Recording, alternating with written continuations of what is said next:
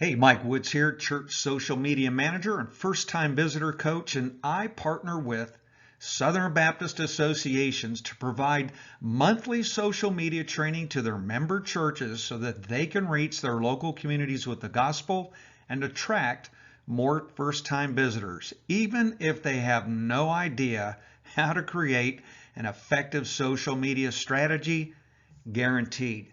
Today we're going to talk about repurposing your sermon content. It is one of the most effective ways and efficient ways for a pastor who's just strapped with a lot of things to be able to produce social media content from something that you're already doing every single week. All right, let's get started. Okay, so why repurpose your sermon?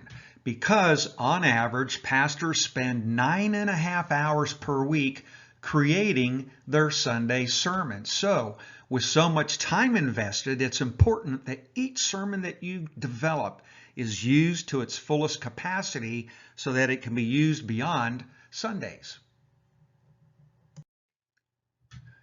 So repurposing your sermon content can extend the reach of your sermon beyond your Sunday or beyond any single weekend. Because you're going to repurpose it and use it in a variety of ways, you're able now to take that sermon content and move it into the following week to be used on Monday, Tuesday, Wednesday, Thursday, Friday, multiple days to reach the people that were present. And this means that it can be an effective tool for discipleship beyond that Sunday.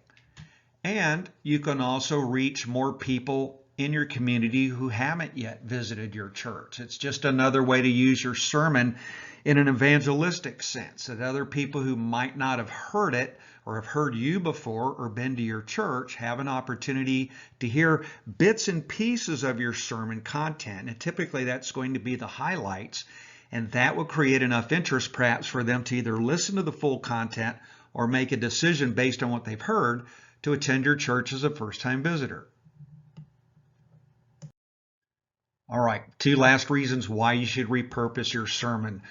The obvious, because it saves time versus creating new content. You've already put 9+ hours in the preparation of your sermon. You've delivered it, so why not take that one longer form type of content and now chop it up into smaller pieces? And I'm going to give you some ideas of how to do that rather than trying to create something new and add that to your social media mix. It's just a time saver. Now, there's nothing wrong with creating new content, but if you're a one-person show and you're just strapped for time, repurposing your sermon content is the most effective way to do things. It's a way of working smarter, not harder. Okay, I want to share with you 6 ideas for repurposing your sermon content that you can use for whatever social media platform that you're on. The first one's going to be what's called a conversation starter question that will come out of your sermon. So on Friday morning, for example, could be Saturday morning, you're going to post to your social media channel a conversation starter question to get people to start thinking about the topic of your sermon on Sunday.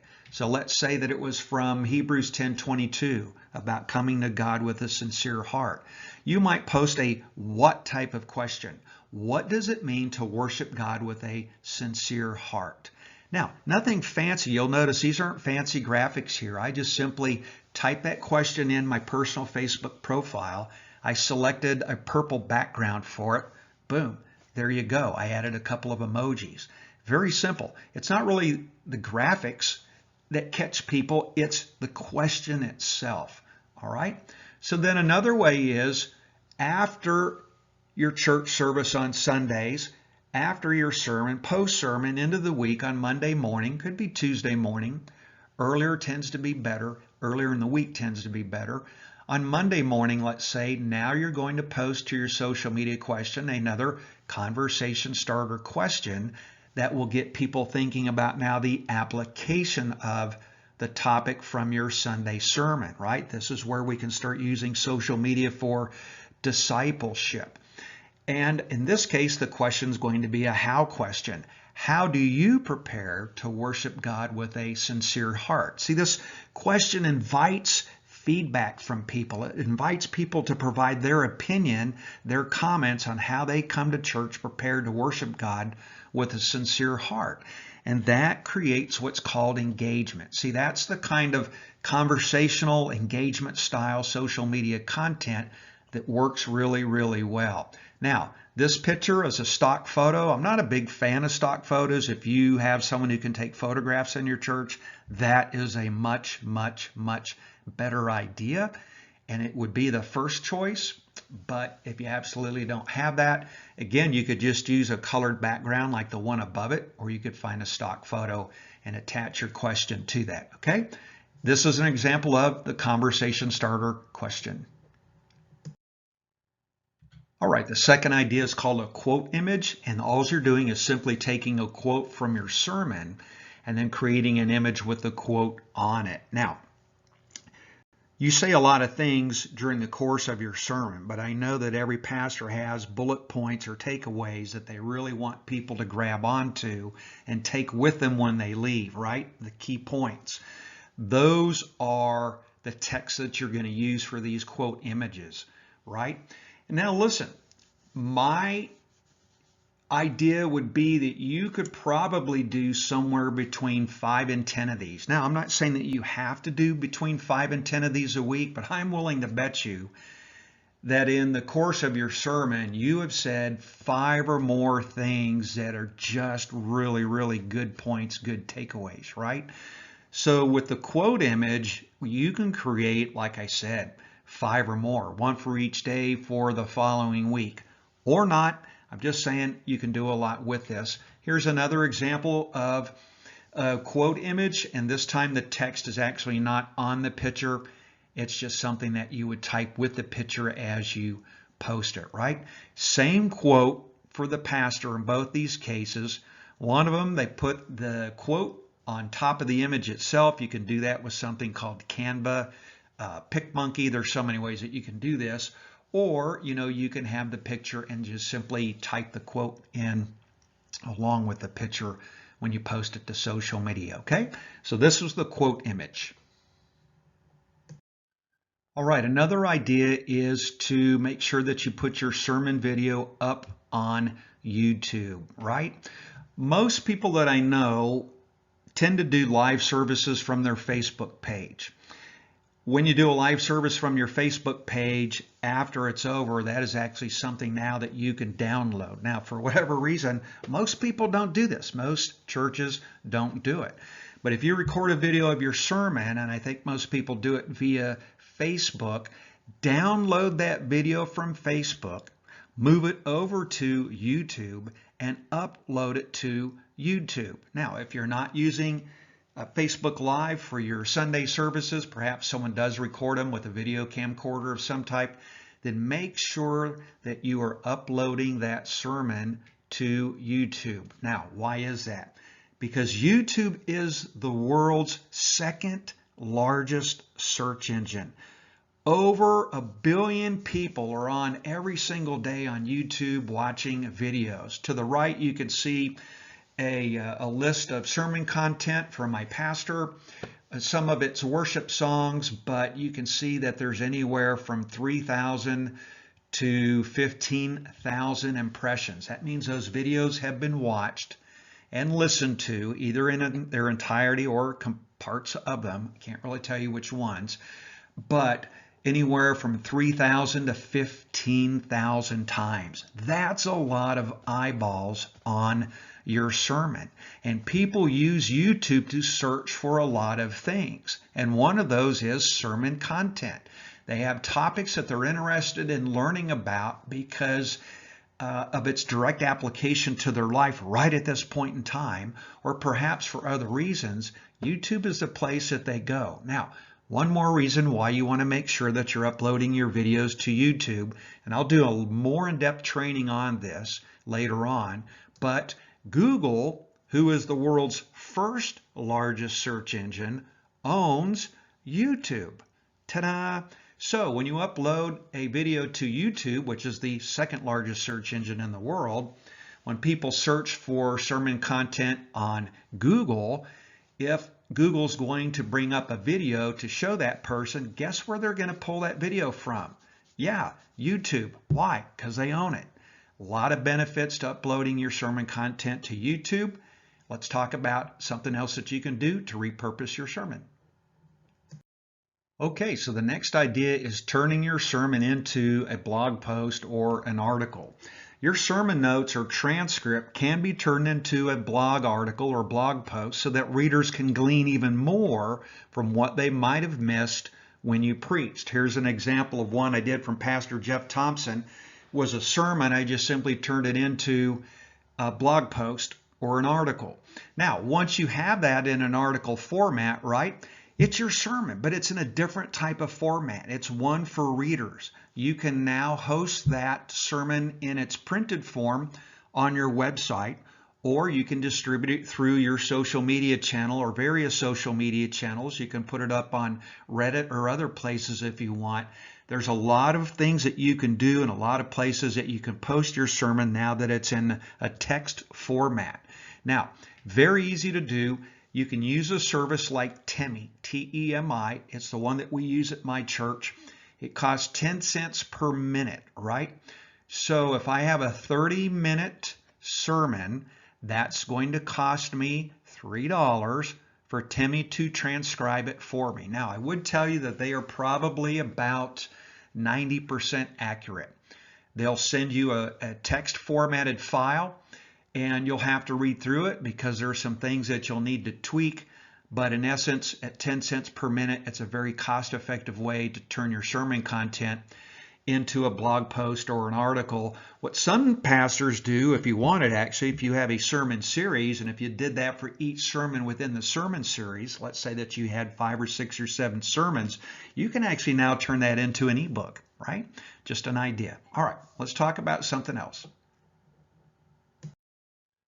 Okay, the next idea is to morph your sermon over to an audio podcast. So you can ask your sound team, because they're the ones recording your sermon, simply to strip out the audio portion from the video. A lot of churches are now equipped to do this with the equipment that they use.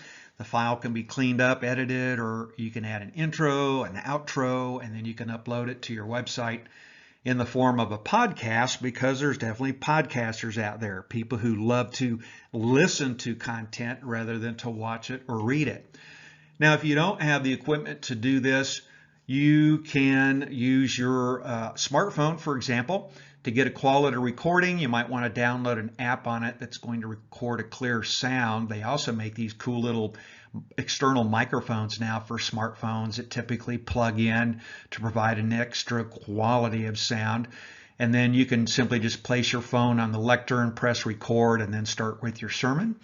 And then another idea is just simply to strip out the audio from your sermon video. You can go on, let's say you upload your sermon to YouTube. YouTube allows you the opportunity to pull the audio out of it. Now, the audio is still there on the YouTube video, of course, but it makes another file for your audio content that now you can upload to some type of podcasting platform. All right, let's talk about something else. Okay, let's talk about the 6th way to repurpose your sermon content. It's called a scripture image. You're going to post an image or a graphic of a scripture verse that you used in your sermon. Here's an example of one with Psalm 1:2. It was used in the sermon, and now another piece of content you can generate in the week is some of the scripture verses that you used from your sermon. Here again, you can see that someone has overlaid that scripture verse on top of the picture. Again, there are a variety of apps, free apps out there, Canva, PicMonkey, and many, many more. Legends, so many of them that allow you to put text on top of a picture. Or you could do, like we talked about in a couple of slides ago, you could have an image and then simply put the text above the image rather than on top of it. And you could consider asking a question for reflection or engagement. So here's an example of a scripture verse that was used in a sermon. It's simply put on a blue background, but then above it you can see where that reflection question is being asked. Do you feel like you know God's plan for your life? If so, what is it? And that ties in really well to that scripture verse. And again, the nice thing about adding a question for reflection is that it produces that kind of engagement where people give you some feedback and then you can engage with that feedback and it turns into a conversation, helps to build relationships. All right, so let's recap. Repurposing your sermon is working smarter, not harder. Why on earth would you not do it? It saves you from having to create a lot of new things from scratch. And I gave you 6 ways. I could easily add 5 more ways to repurpose your sermon that produces a variety of content. All right. So we talked about 1, creating a conversation starter question that's related to your sermon. 2, uploading an image with a quote from your sermon. 3, uploading your sermon to YouTube. 4, turning your sermon into a blog post or an article using Temi. That's my preferred app to do that. 5, turning your sermon into a podcast. And then number 6, creating a scripture image from your sermon. 6 solid ways to repurpose that long form piece of content that you are already putting time and effort into creating every week. Then, in turn, using bits and pieces of it in different formats will allow you to create some social media content with as minimal time and effort needed. All right? Again, I'm Mike Woods, Church Social Media Manager and first-time visitor coach with Digital Baptist. Today we talked about repurposing sermon content. I gave you 6 different ideas. Listen, we are on the same team. So if you have any questions about today's training, email me, mike@digitalbaptist.com. I love to get your questions. I will provide you some feedback because we're all working to further the gospel in a digital mission field. All right? Take care. God bless. Talk to you next time.